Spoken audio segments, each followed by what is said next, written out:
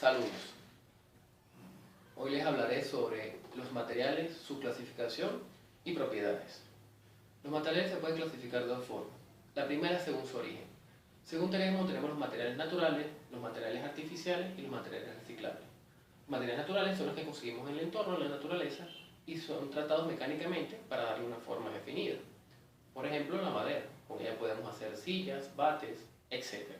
También tenemos materiales artificiales o sintéticos que vienen de un proceso físico o químico más complejo que para cuyo tratamiento nos lleva al material deseado, utilizando por supuesto materiales o precursores naturales.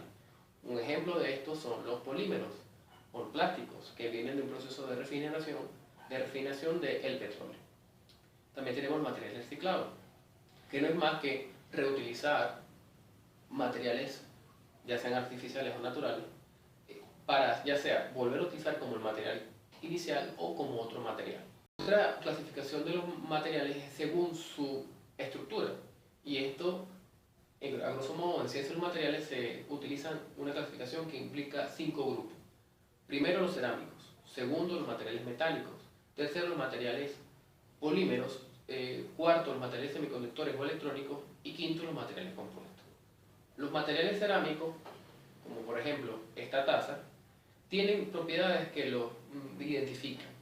La primera propiedad es que son duros, o sea, tienen dureza.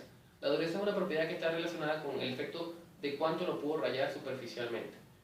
Este material mantiene su brillo y es difícil de rayar.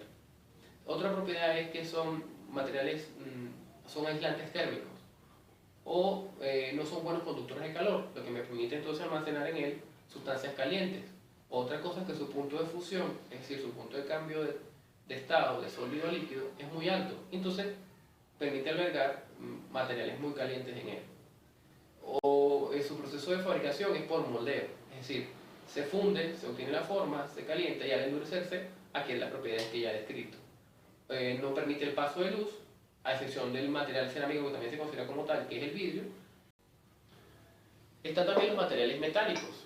Ellos son considerados buenos en propiedades mecánicas, es decir, son capaces de soportar muchos tipos de esfuerzos. ¿A qué me refiero?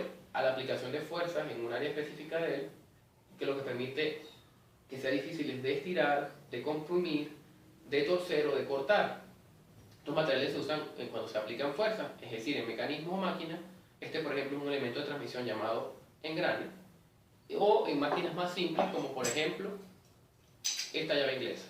Al aplicar fuerza puedo cerrar o abrir llaves a través de este material. Otra propiedad de los metales es que son buenos conductores de calor y electricidad, es decir, son conductores y son dúctiles, son maleables y tienen un punto, es difícil antes de romperlos, si se puede decir, ellos cambian de forma y si uno deja aplicar una carga, una fuerza, ellos vuelven a su estado normal. Obviamente también tienen una propiedad magnética, algunos de ellos.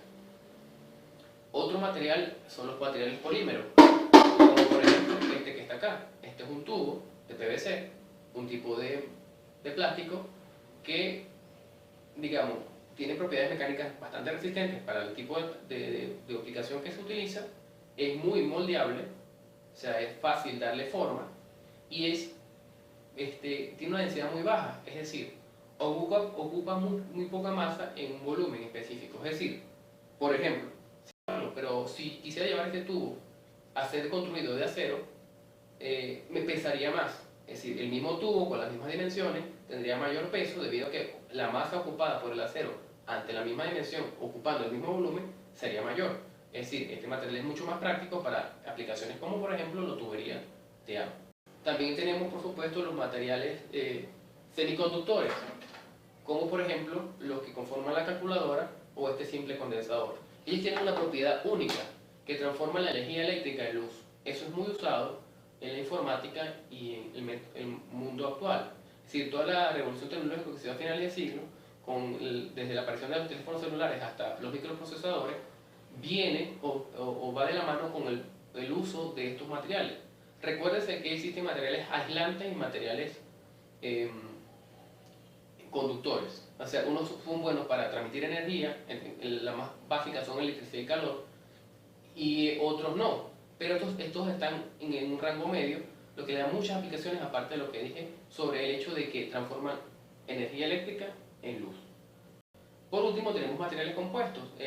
Un ejemplo del clásico es la madera, pero también hay aleaciones de ciertos elementos. El fuselaje de un avión es de un material compuesto, es un material muy liviano y muy resistente ante los efectos que sobre él se generan. Es decir, tiene que tener una alta resistencia para soportar las presiones y los virajes que sufre un avión durante el vuelo.